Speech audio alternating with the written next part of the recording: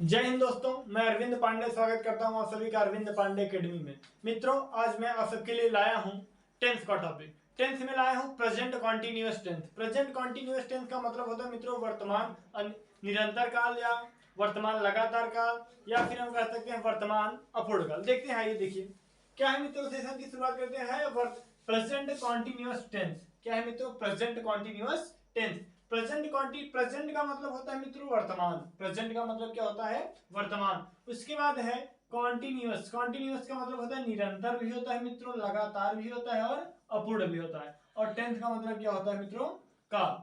अब हम बात करेंगे इसके आइडेंटिफिकेशन। आइडेंटिफिकेशन का मतलब होता है मित्रों पहचान। तो हम कैसे पहचानेंगे कि कौन सा जो वाक्य है वो प्रेजेंट कॉन्टिन्यूअस टेंस है, या कैसे हम अंतर स्पष्ट कर पाएंगे कि कौन सा जो टेंस है वो प्रेजेंट इंडेफिनिट है या प्रेजेंट कॉन्टिन्यूअस टेंस है या प्रेजेंट परफेक्ट है। तो इसके बारे में हम बात करेंगे।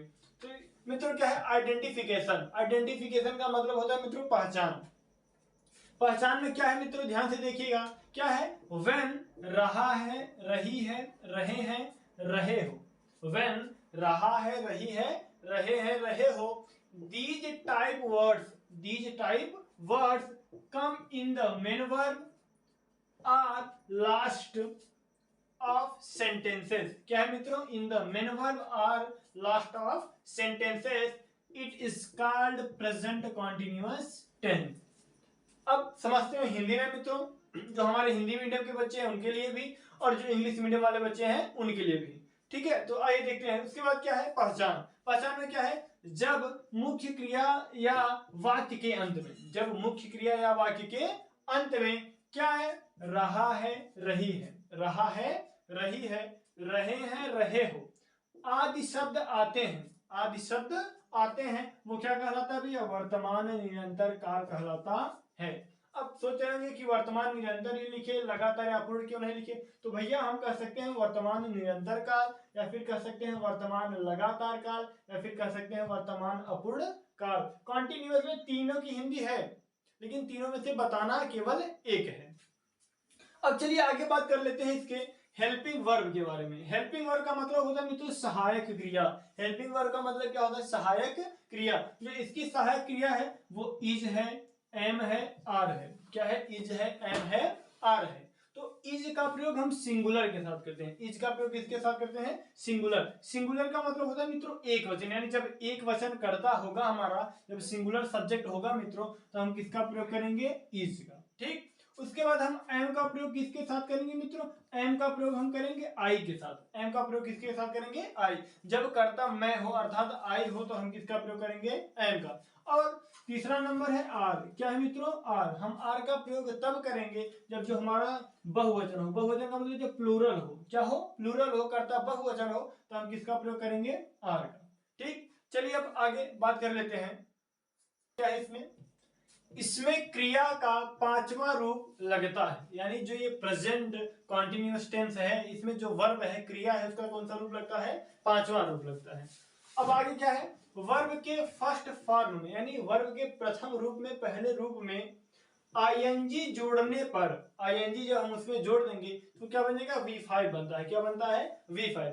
कैसे बनता है देखिए, ये है वर्ब का फर्स्ट फॉर्म, गो है, रीच है। ये क्या है? वर्ब का फर्स्ट फॉर्म। जब इस गो में आईएनजी हम जोड़ देंगे तो हो जाएगा मित्रों गोइंग। क्या हो जाएगा? गोइंग। तो ये जो गोइंग है यही हमारा क्या हो गया? V5 हो गया। क्या हो गया? V5। उसके बाद है रीच। क्या है मित्रों? रीच। रीच का मतलब होता है पहुंचना, गो का मतलब होता है जाना। अब जब रीच में, इस रीच में हम आईएनजी जोड़ देंगे। क्या जोड़ देंगे? आईएनजी। तो आईएनजी जोड़ने के बाद हो जाएगा यह रीचिंग। क्या हो जाएगा? रीचिंग। और रीचिंग जो है वे हमारा क्या है? V5 है। क्या है? V5। अब हम बात करते हैं मित्रों स्ट्रक्चर की। किसकी बात करते हैं? स्ट्रक्चर की। जो स्ट्रक्चर है, जो संरचना है, ये किस प्रकार इसका हम यानी प्रयोग करेंगे। है सब्जेक्ट, उसके बाद पहले हम सब्जेक्ट लिखेंगे, उसके बाद इज लिखेंगे, चाहे एम लिखेंगे, चाहे आर लिखेंगे, वो मैं पहले ही आप लोगों को बता दिया। उसके बाद V5 क्या होता है आप लोगों को अभी जस्ट बताया। उसके बाद ऑब्जेक्ट और ETC। उसके बाद निगेटिव में हो जाएगा सब्जेक्ट इज एमआर में से तीन में से एक, उसके बाद नॉट, नहीं के लिए हम लगाएंगे नॉट, उसके बाद V5 ऑब्जेक्ट ETC। ये सब पुराना ही है मित्रों। Is am are, is am are. उसके बाद सब्जेक्ट लिखेंगे, फिर V5 ऑब्जेक्ट ETC, उसके बाद लास्ट में हम प्रश्नवाचक चिन्ह लगा देंगे। क्या लगा देंगे? प्रश्नवाचक चिन्ह। उसके बाद है, अब ध्यान से देखिएगा मित्रों, ये हुआ दूसरा, ये हुआ पहला, ये हुआ दूसरा, ये हुआ तीसरा। अब चौथे की बात करेंगे हम। ठीक, चौथे में इज, एम, आर तीनों में से एक, उसके बाद सब्जेक्ट, उसके बाद नॉट, नहीं आएगा, उसमें नहीं आएगा तो हम क्या लगा देंगे? नॉट। उसके बाद V5 ऑब्जेक्ट ETC, फिर इसमें भी हम क्या लगा देंगे? Question mark. ये ध्यान रहे, पहला दूसरा छोड़ करके बाकी सभी में क्या रहेगा? क्वेश्चन मार्क, यानी प्रश्नवाचक चिन्ह। उसके बाद है 5वां नंबर मित्रों QW। QW का मतलब होता है, Q का मतलब होता है क्वेश्चन, W का मतलब होता है वर्ड। क्वेश्चन वर्ड का मतलब होता है प्रश्नवाचक शब्द। प्रश्नवाचक शब्द क्या होता है? जैसे कब, क्यों, कहां, कैसे, कितना, कितनी, किसका, किसको, ये सब होते हैं प्रश्नवाचक शब्द। तो पहले हम प्रश्नवाचक शब्द की अंग्रेजी लिखेंगे, फिर इज, एम, आर तीनों में से एक, फिर सब्जेक्ट, फिर वर्ब का 5वां रूप, फिर ऑब्जेक्ट और ETC। बाद में क्या लगा देंगे हम? Question mark. उसके बाद आखिरी नंबर है 6 नंबर है question word is, am, are plus subject plus not plus V5 plus object plus ETC। आशा करता हूं इतना समझ में आया होगा। अब हम आगे बात करते हैं, आप लोग स्क्रीनशॉट ले लीजिए। चलिए आगे हम देख लेते हैं मित्रों एग्जाम्पल। क्या देख लेते हैं? एग्जाम्पल। क्या है? वह पानी पी रहा है। क्या है मित्रों? वह पानी पी रहा है। ध्यान से देखिएगा मित्रों, वह का अंग्रेजी हो जाता है ही, तो हम लगा देंगे ही। उसके बाद ध्यान से देखिए, लास्ट में आया है, क्या है? रहा है। मैं आप लोगों को पहले ही बताया, जब रहा है, रही है, रहे आदि शब्द आता है तो वो प्रेजेंट कॉन्टिन्यूअस टेंस कहलाता है। तो अब हम सब्जेक्ट लिख देंगे। क्या लिख देंगे मित्रों? सब्जेक्ट, यानी ही। उसके बाद चाहे इजी लिखेंगे, चाहे एम, चाहे आर। तो जो ही है, जो ही है वो क्या है? एक वचन, तो हम लगा देंगे इज, तो हो गया ही इज। क्या हो गया मित्रों? He is. उसके बाद यहां तक तो हमारा क्लियर हो गया। V5 ऑब्जेक्ट ETC बचा।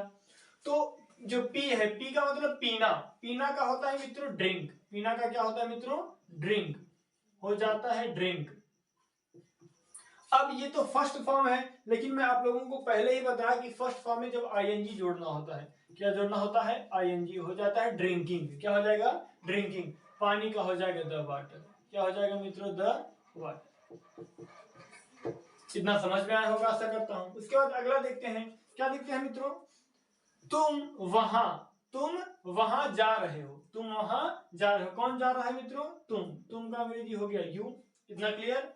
अब रहे हो आ गया, तो यानी हमें इज, एम, आर में से तीनों में से एक लगाना है। जो यू है बहुवचन, तो हम क्या लगा देंगे? आर। यू बहुवचन है, अभी मैं पहले ही बता, तो क्या हो गया? You are. अब जाना का मित्रों गो होता है, और इसमें हम जोड़ देंगे ING। क्या जोड़ देंगे मित्रों? ING। तो हो गया यू आर गोइंग। वहां का अंग्रेजी हो जाता है मित्रों देयर। वहां का अंग्रेजी क्या हो जाता है? देयर। ठीक, आइए अगला देख लेते हैं। क्या है मित्रों? मैं किताब पढ़ा रहा हूं। मैं किताब पढ़ा रहा हूं। तो मैं की अंग्रेजी जो होती है वो मित्रों हो जाती है आई। रहा हूं आ गया, यानी ये प्रेजेंट कॉन्टिन्यूअस टेंस है। तो आई के साथ मैं आप लोगों को बताया था, आई के साथ हम किसका प्रयोग करते हैं? एम का। आई के साथ किसका प्रयोग करते हैं? एम का। तो हो गया आई एम। क्या हो गया मित्रों? I am. इतना क्लियर? अब पढ़ा, पढ़ाना, पढ़ाना का होता है टीच। क्या होता है मित्रों? टीच। लेकिन हमें इसमें ING जोड़ना है। क्या जोड़ना है? ING। तो हो जाएगा आई एम टीचिंग किताब। किताब का अंग्रेजी हो जाएगा मित्रों द बुक। क्या हो जाएगा? The book. अब हम बात करेंगे कि इस, यानी अभी तो एक एक तरीके से बता गया, अब मैं बताऊंगा कि 6 तरीके से किस प्रकार बनाए जाते हैं। इसमें साधारण वाक्य, नकारात्मक वाक्य, प्रश्नवाचक, प्रश्नवाचक नकारात्मक, डबल यानी दोहरा जो प्रश्नवाचक होता है, दोहरा प्रश्नवाचक और नकारात्मक के बारे में बताएंगे। तो चलिए आगे देख लेते हैं। चलिए आगे देख लेते हैं। क्या है मित्रों? 6 तरीके से हम बात करेंगे। ये हो गया पहला मित्रों, ये हो गया दूसरा, ये हो गया तीसरा, ये हो गया चौथा। बाकी का आगे बता रहे हैं। क्या है मित्रों? राधा गाना गा रही है। क्या है मित्रों? राधा गाना गा रही है। तो कौन गाना गा रही है? राधा। तो हम लिख लेंगे राधा। उसके बाद रही है राधा जी, एक वचन है तो लगा देंगे हम इज। ठीक, अब गाना का हो जाएगा सिंगिंग, होता है तो सिंग। क्या होता है मित्रों? सिंग। अब इसमें क्या जोड़ देंगे हम? ING। क्या जोड़ देंगे? ING। हो जाएगा सिंगिंग। ये गाना का हो जाएगा ए सॉन्ग। क्या हो जाएगा मित्रों? A song.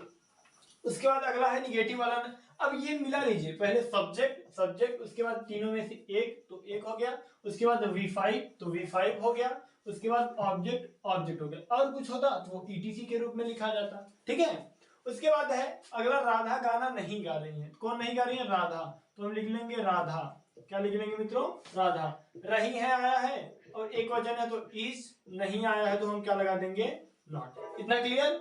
उसके बाद यहाँ इस गाना का हो जाएगा सिंगिंग। क्या हो जाएगा मित्रों? सिंगिंग।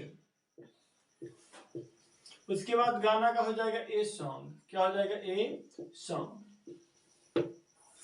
अगला बात कर लेते हैं, क्या है मित्रों? क्या राधा गाना गा रही है? अब देखिए ये वाक्य जो तीसरा वाला है, क्या है? तीसरा वाला। जब क्या शब्द पहले आए चाहे अंत में, क्या शब्द पहले आए चाहे अंत में, तो हम लिखते हैं सहायक क्रिया। क्या लिखते हैं मित्रों? सहायक क्रिया, यानी हेल्पिंग वर्ब लिखते हैं। तो राधा जी एक वचन है तो हम क्या लगा देंगे? इज। अगर बहुवचन होता तो हम आर लगा देते, और आई आता तो हम क्या लगा देते? एम। ध्यान रहे, तो हम क्या लगा देंगे मित्रों? इज। उसके बाद देखिए तीनों में से एक हो गया, उसके बाद हम लिखेंगे सब्जेक्ट। क्या लिख देंगे?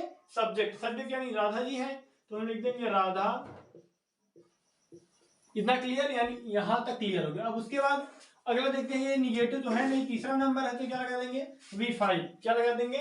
V5, यानी गाना का सिंगिंग हो जाएगा। क्या हो जाएगा? सिंगिंग। उसके बाद इसका क्या हो जाएगा? A song. क्या हो जाएगा मित्रों? ए सॉन्ग। अब इसमें क्वेश्चन मार्क है तो इसमें भी क्या हो जाएगा? Question mark. उसके बाद अगला है, क्या राधा गाना नहीं गा रही है? क्या मित्रों? क्या राधा गाना नहीं गा रही है? तो हम क्या लगा देंगे? इज। क्या शब्द आ गया तो इज लगा देंगे। उसके बाद राधा। क्या लिख देंगे? राधा। अब नहीं आ गया तो नहीं आ गया तो क्या लगा देंगे हम? नॉट। क्या लगा देंगे?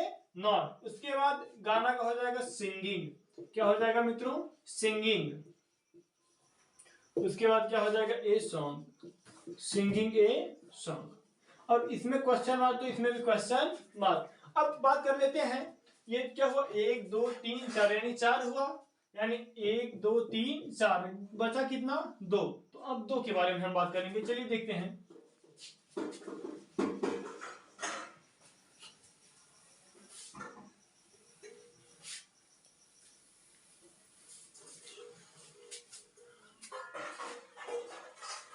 चलिए अब बात कर लेते हैं पांचवा के बारे में। पांचवा क्या हो जाएगा हमारा? हो जाएगा राधा गाना क्यों गा रही है? राधा गाना क्यों गा रही है? राधा क्यों गाना गा रही है? तो देखिए पांचवा है, पांचवा में हमें लिखना होता है क्यू डब्ल्यू। क्यू डब्ल्यू का मतलब होता है क्वेश्चन वर्ड। क्वेश्चन वर्ड का मतलब होता है प्रश्नवाचक शब्द। तो इसमें प्रश्नवाचक शब्द जो है वो हमारा है क्यों। तो क्यों की अंग्रेजी हो जाएगा मित्रों? वाई। ये पांचवा नंबर है, क्यों का क्या हो जाएगा? वाई। ठीक। उसके बाद जो हमारी सहायक क्रिया लिखेंगे तो सहायक क्रिया हो जाएगा इज। उसके बाद सब्जेक्ट लिखेंगे तो हो जाएगा राधा। उसके बाद V5 तो हो जाएगा सिंगिंग। क्या हो जाएगा मित्रों? सिंगिंग। उसके बाद ऑब्जेक्ट ईटी से तो हो जाएगा ए सॉन्ग। इसमें क्वेश्चन मार्क तो इसमें भी क्वेश्चन मार्क। उसके बाद छठवां नंबर हम बात करेंगे, राधा गाना क्यों नहीं गा रही है? क्यों नहीं गा रही है? गा रही है। चलिए बात कर लेते हैं। तो इसमें भी आ गया, क्या आ गया? क्यों। तो क्यों की अंग्रेजी क्या हो जाएगा मित्रों? वाई हो जाएगा। क्या हो जाएगा? वाई। उसके बाद सहायक क्रिया हो जाएगा मित्रों इज। इतना क्लियर? यानी क्वेश्चन वर्ड हो गया, यहां तक हेल्पिंग वर्ड हो गया। उसके बाद सब्जेक्ट। सब्जेक्ट कौन है? राधा जी है, तो हम लिख लेंगे राधा। उसके बाद नहीं आ गया तो हम क्या लगा देंगे मित्रों? नॉट। क्या लगा देंगे? नॉट। उसके बाद V5 तो हो जाएगा सिंगिंग। उसके बाद क्या हो जाएगा? A song. Singing a song. इसमें क्वेश्चन मार्क तो इसमें भी क्वेश्चन मार्क। ठीक है, क्या हो गया? Why is Radha not sing a singing? यहां मित्रों सिंगिंग रहेगा। क्या रहेगा? Singing a song. अब ध्यान रहे मित्रों, आशा करता हूं कि आप सभी को ये समझ में आया होगा। यदि समझ में आया हो तो इस वीडियो को लाइक करें, कमेंट करें, शेयर करें, ताकि आपके जिन मित्रों को ये नहीं आता उन्हें आ जाए। धन्यवाद। जय हिंद, जय श्री राम।